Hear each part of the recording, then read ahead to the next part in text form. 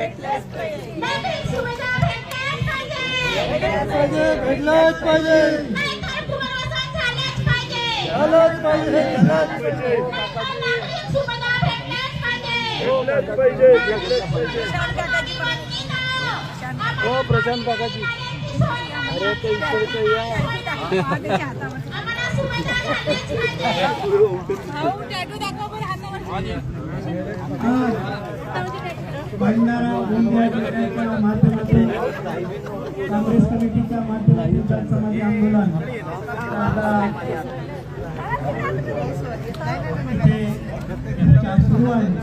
आणि मुख्य म्हणजे आमच्या शेतकरी शेतमजूर विधवा महिला निराधार अपंग त्यांच्या विविध समस्या आजपर्यंत पूर्ण झालेल्या आहेत. 1994ला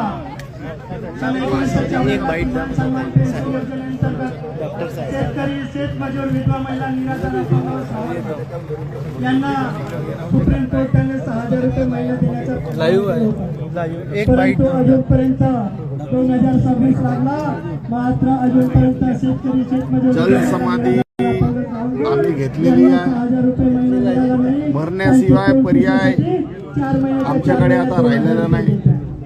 सरकार झोपली आहे, तुपासी आहे, शेतकरी विरोधी आहे, महिला विरोधी सरकार आहे, सुशिक्षित बेरोजगार यांच्या विरोधातली हे सरकार आहे.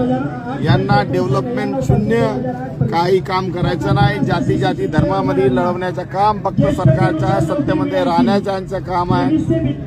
पण ज्याच्या माता हे सरकार खाते त्याच्या डोळ्यामध्ये अश्रू आहे, तो उपासी आहे.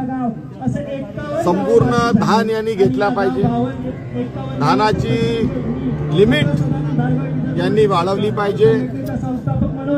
वेगवेगळ्या मागण्या घेऊन आम्ही इथं आलेलो आहे.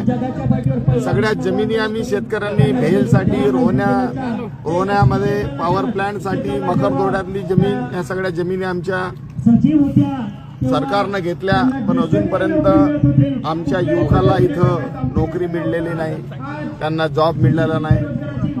जलसमाधी आंदोलन सुरू राहील जेथपर्यंत आमच्या मागण्या पूर्ण होणार नाही. किती दिवस लागले तरी चालेल, पण या सरकारची झोप आता उडवावंच लागेल. आणि जिथपर्यंत मागण्या आमच्या पूर्ण होणार नाही, नाना भाऊच्या नेतृत्वामध्ये आम्ही हा जल समाधी आंदोलन सुरूच राहील. याचा सुद्धा शासनाने अजूनपर्यंत दखल घेतली नाही. आमच्या शेतकरी बांधवांना आजपर्यंत 7 महिने झाले, नोव्हेंबरपासून खतावणी झाली नाही.